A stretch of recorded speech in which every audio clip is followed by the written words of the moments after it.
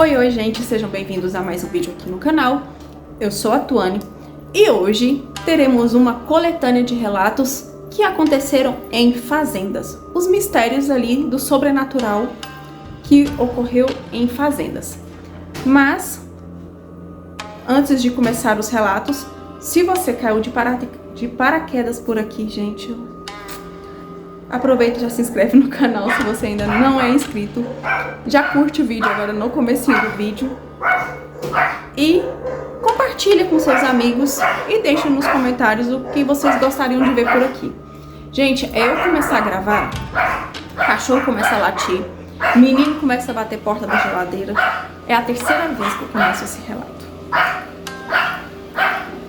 E ontem também, gente, eu não consegui gravar. Eu cheguei do trabalho tarde, fui da faxina e nisso terminei mais de 10h30 da noite. Aí até eu tomar um banho, sentar aqui, gravar, editar, aí acabar que eu ia liberar o vídeo hoje mesmo.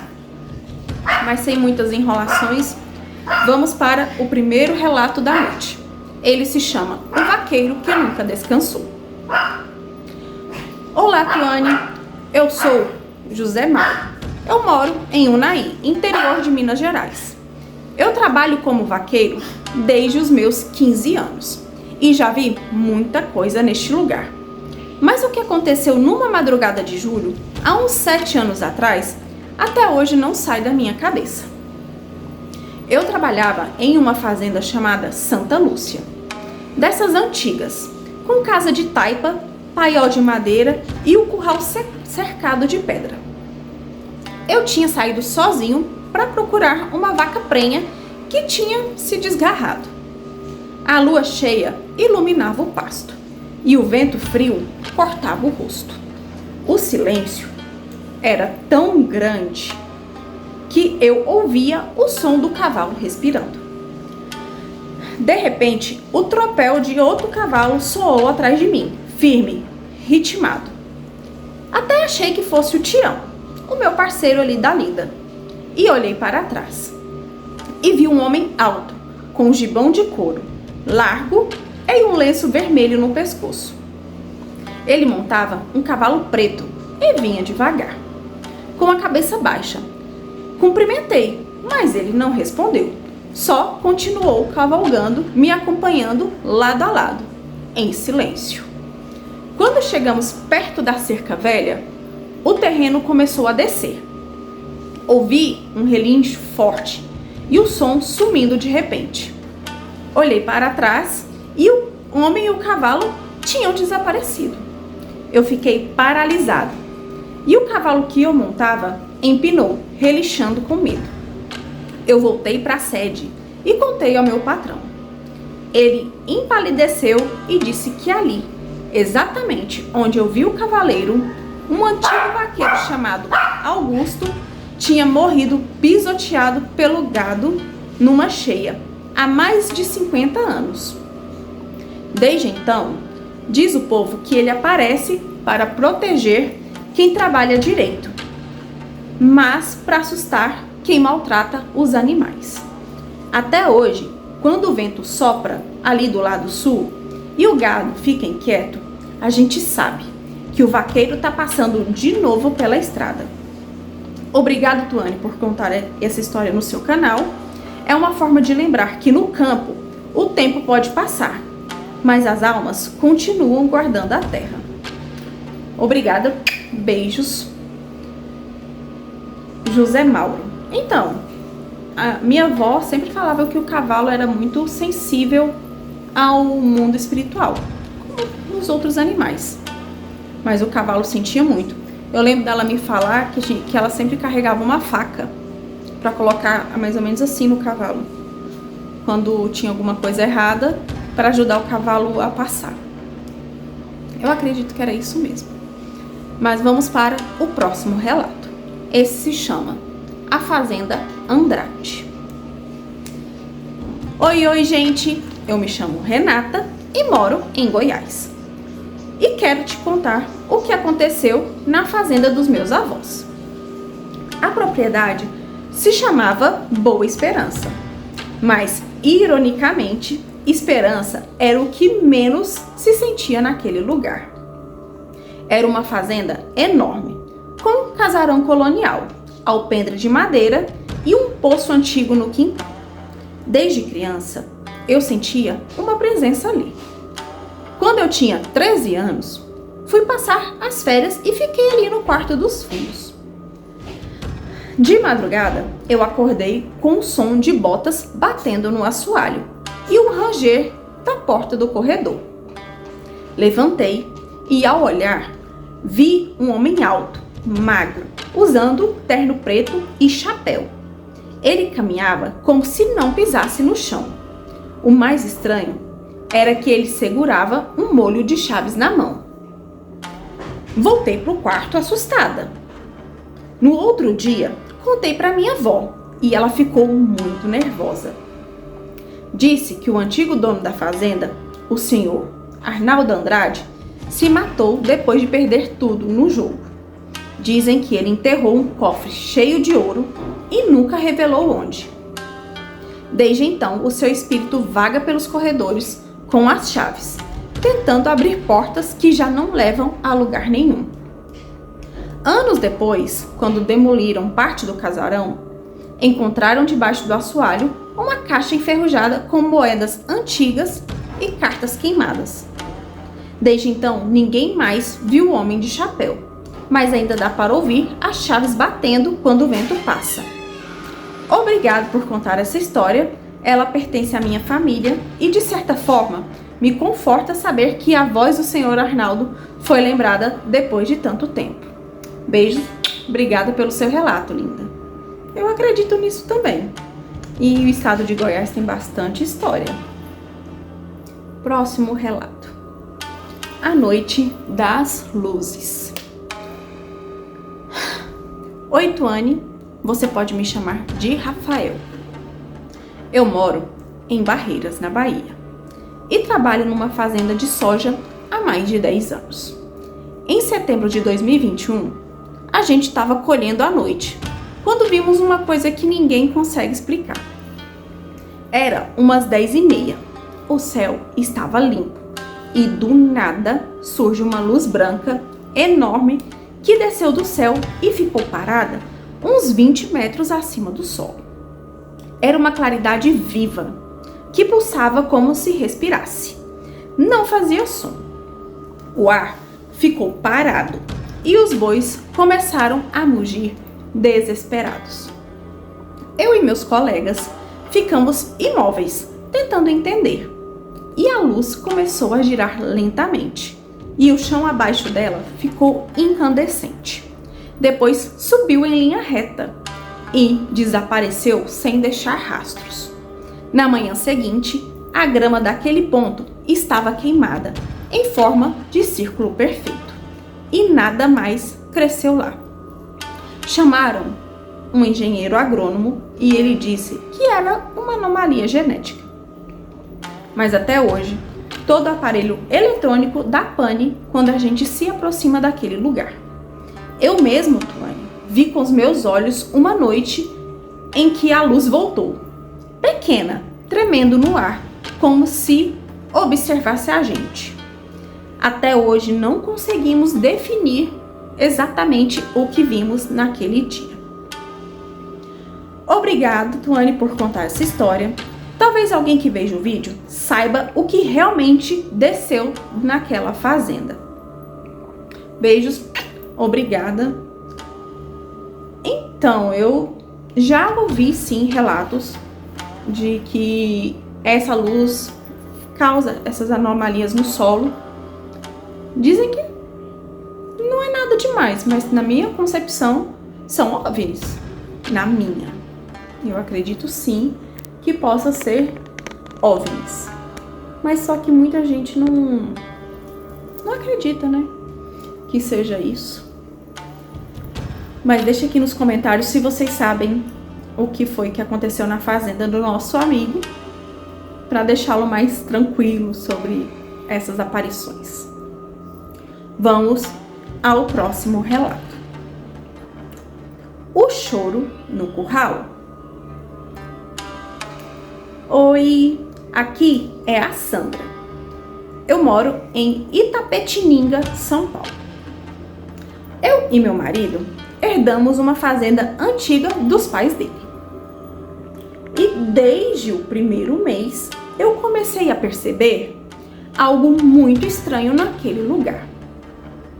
De madrugada, sempre por volta das 3 da manhã ou da tarde. Eu acredito que seja por 3 da manhã. Se você puder deixar aqui nos comentários. Mas vamos lá. De madrugada, sempre por volta das 3, eu ouvi um choro baixo vindo do curral. Era um choro de mulher, fraco, mas constante. No começo, achei que fosse imaginação, mas um dia o meu marido também ouviu. Fomos juntos até o estábulo e quando abrimos a porta, o som parou. Voltamos para casa e assim que entramos, o choro começou de novo. Aquilo me tirou o sono. Depois de alguns dias, uma senhora da região me contou que, há décadas, uma moça chamada Mariana trabalhava ali e perdeu o seu filho recém-nascido. Desesperada, ela se autoexterminou ali no estábulo. Desde então, o povo dizia que o espírito dela chorava pelo bebê todas as madrugadas. Ah, tá. Então é às 3 da manhã mesmo.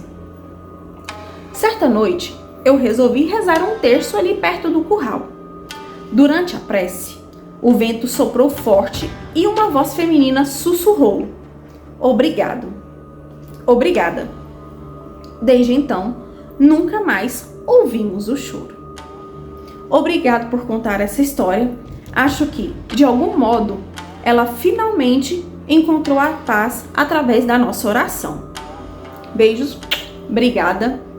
Eu acredito sim que ela encontrou paz. Às vezes ela precisava só de oração mesmo e ninguém se preocupou em transmitir um pouquinho de paz para essa alma, né? Pelo fato dela ter se autoexterminado, as pessoas antigas tinham um pouco de preconceito, achava que a pessoa já ia direto pro inferno. Aquela coisa toda. Então, eu acredito sim que ela precisava só de uma oração para poder seguir o caminho dela.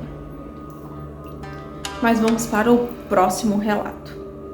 Esse relato se chama A Encruzilhada dos Bois. Oi, Tuane. Sou o Cláudio e eu moro no Mato Grosso do Sul. Aqui não vou mencionar a cidade, só se precisar. Eu trabalho com criação de gado há uns 4 anos. Aconteceu uma coisa muito estranha na fazenda, onde na época eu era capataz. Tinha um pedaço de pasto onde o gado simplesmente não passava. Sempre desviava, mugindo e inquieto. Então eu resolvi ver o que havia lá. No meio do capim alto, encontrei uma encruzilhada antiga, quase coberta de mato, com velas queimadas, ossos pequenos e um pano vermelho amarrado num galho. Parecia um despacho. Levei o patrão para ver, e no outro dia, metade do rebanho adoeceu. Nenhum veterinário achou explicação. Então, sim, quando vocês acharam isso e tiraram do local, o rebanho adoeceu. Tá. Chamamos um benzedor. Ele veio e disse que alguém tinha feito um trabalho de fechamento de caminhos ali e que aquela terra estava carregada. Ele mandou a gente cavar e queimar o pano velho junto com incenso. Fizemos o ritual, rezamos e o gado melhorou. Mas toda vez que passa vento do sul, a cerca perto da encruzilhada range, como se alguém caminhasse por ali. Obrigado por dar voz a essa história. Espero que acreditem, pois o campo tem mistérios que nem os mais antigos conseguem explicar. Beijos. Obrigado por contar o seu relato. Se tiver, pode mandar mais aqui, por favor. Eu acredito sim.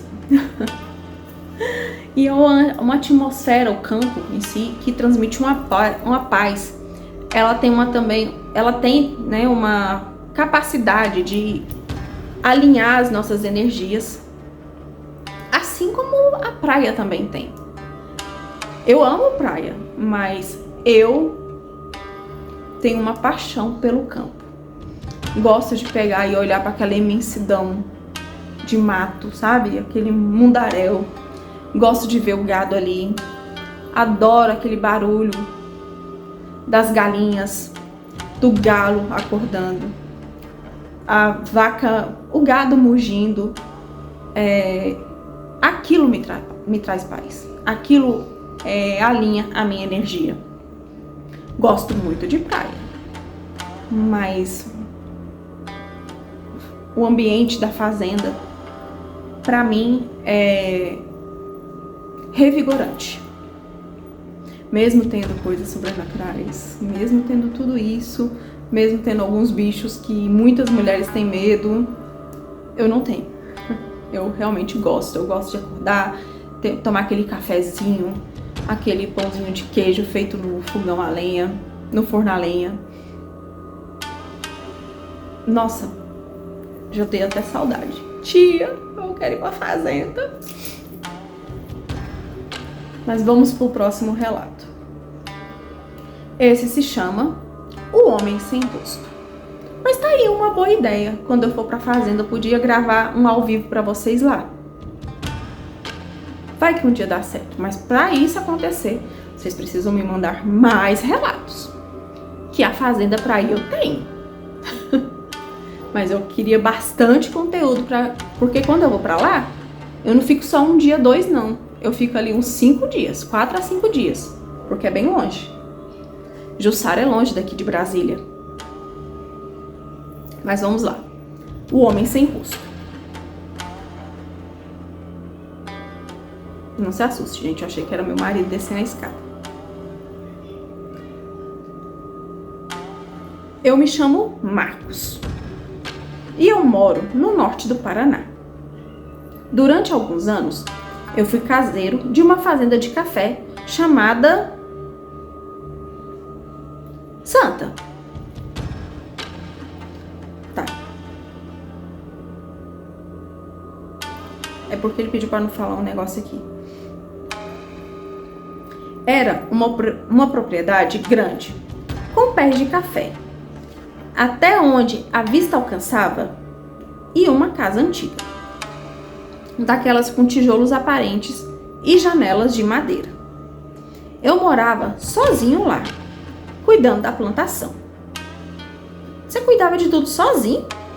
Cara, tu tá corajoso, viu? Certa noite, de muita neblina, eu ouvi batidas na porta. 3 toques lentos. Achei que fosse algum trabalhador atrasado, mas quando abri, vi um homem alto, usando paletó antigo e chapéu. Só que ele não tinha rosto.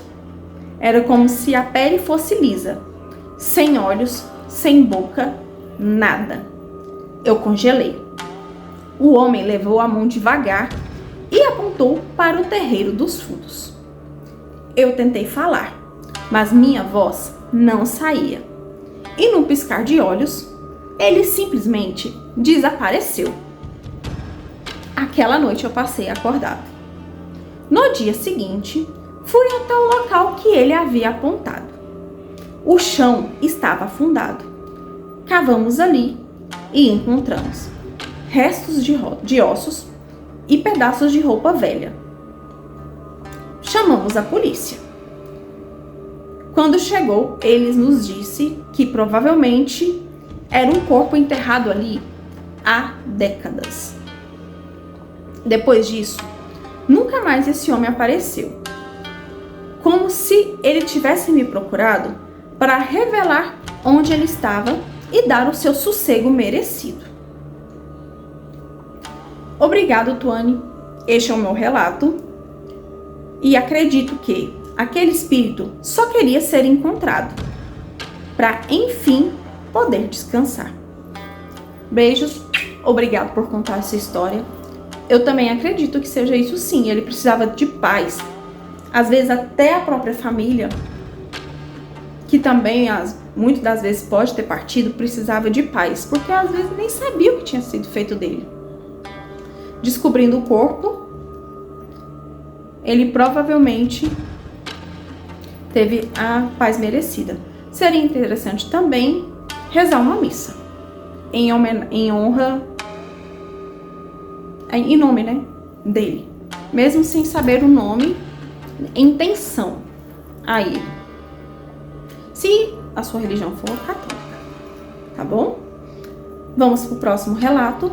Esse se chama O Redemoinho da Alma. Oi, Tuane. Eu sou a Letícia de Uberaba. Essa história aconteceu na fazenda da minha tia-avó, um lugar chamado São Sebastião do Vento.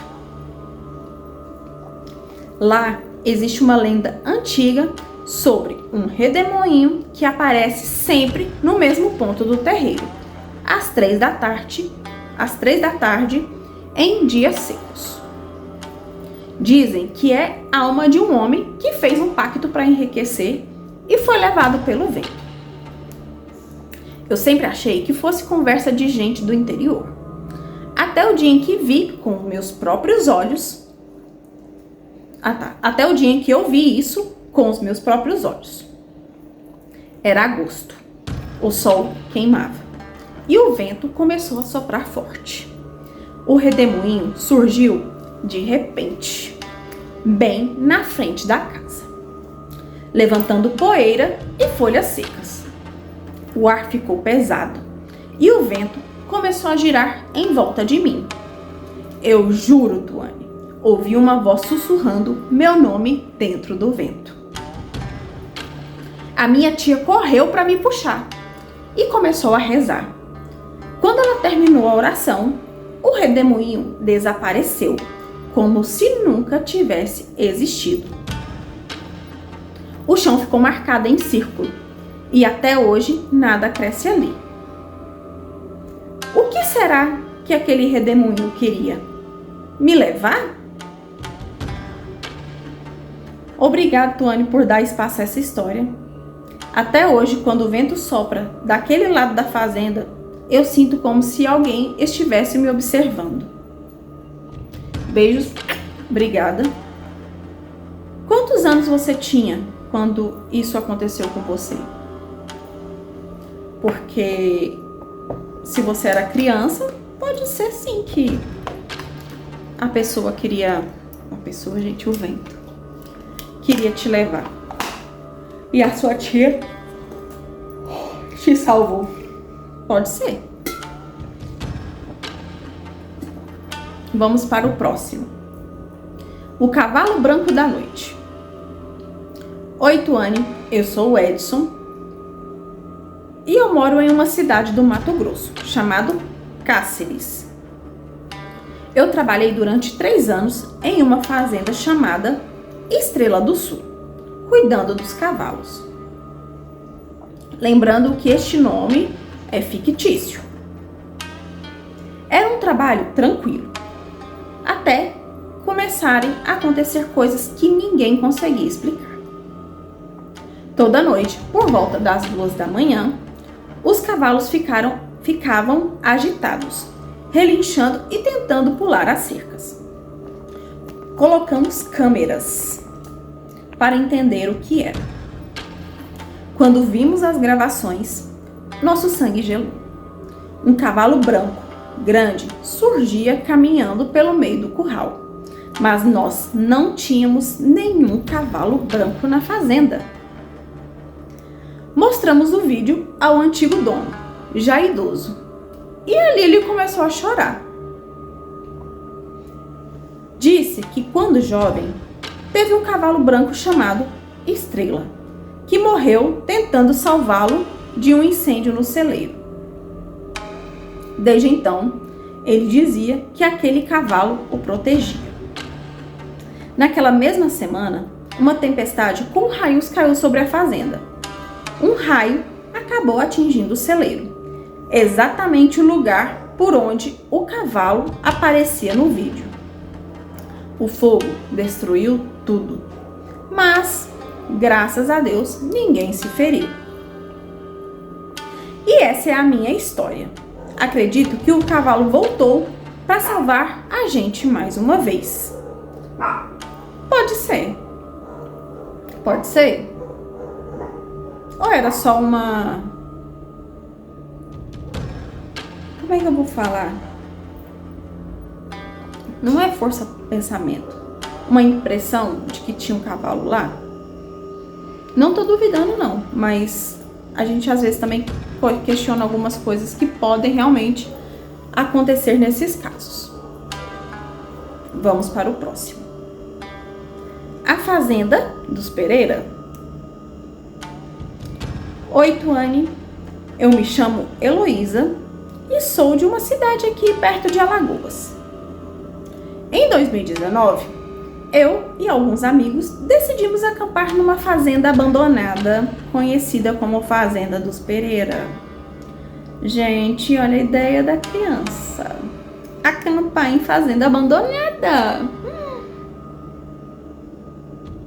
O lugar tinha fama de ser amaldiçoado, mas a gente foi assim mesmo, por curiosidade.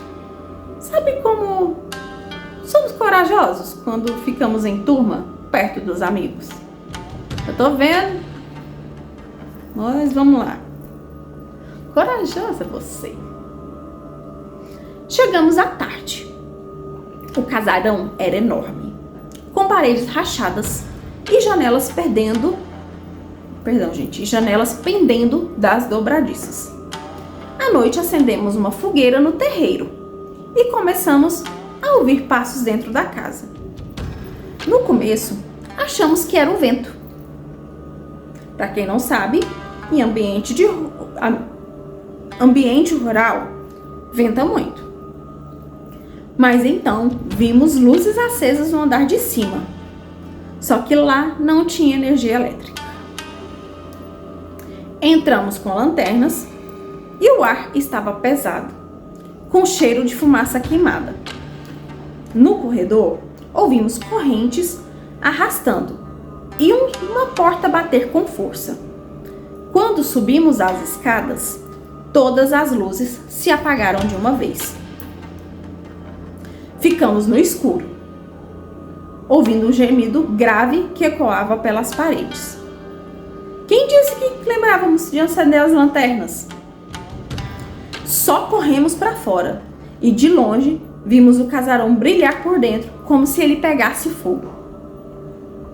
No outro dia, o caseiro da fazenda vizinha contou que toda a família Pereira morreu queimada lá, num incêndio misterioso, e que desde então o fogo aparece sempre na data do incêndio ou do acidente.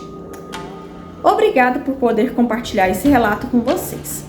Eu nunca mais acampei em lugar nenhum depois daquela noite. Beijos, obrigada pelo seu relato. E vamos para o último relato da noite. O chamado da Mãe d'Água.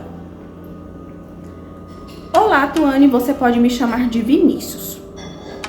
Na minha fazenda tem um açude antigo, rodeado por árvores e pedras, cobertas de limo. Desde pequeno, ouvi os mais velhos dizerem que ali morava uma mãe d'água, uma entidade que protegia o lugar, mas castigava quem zombava dela. Eu nunca acreditei naquela história, até que, numa noite quente de novembro, fiquei pescando sozinho. O ar estava parado e, de repente, ouvi uma voz feminina cantando, vinda da água. Era um canto triste, lindo, impossível de descrever. Quando olhei, vi uma mulher de cabelos longos e pele azulada emergir lentamente. Os olhos dela brilhavam como o reflexo da lua. Ela me olhou, estendeu a mão e disse algo que eu não consegui entender. Nesse momento, o galho da árvore ao meu lado quebrou, como um estrondo, e eu caí para trás. E quando eu olhei novamente, ela tinha sumido. A água estava completamente parada. No dia seguinte, o açude estava coberto de neblina e os peixes apareceram mortos na beira. Desde então, ninguém mais entra naquela água. Eu acredito que ela queria me levar por não ter acreditado nela. Obrigada, Tuane, por contar essa história. E eu acho que ela só queria ser respeitada de novo. Provavelmente, você meio que zombou dela e ela foi te mostrar que ela realmente existia. Mas esses foram os relatos de hoje. Obrigado por terem assistido até aqui e nos vemos no próximo vídeo. Beijos, fui!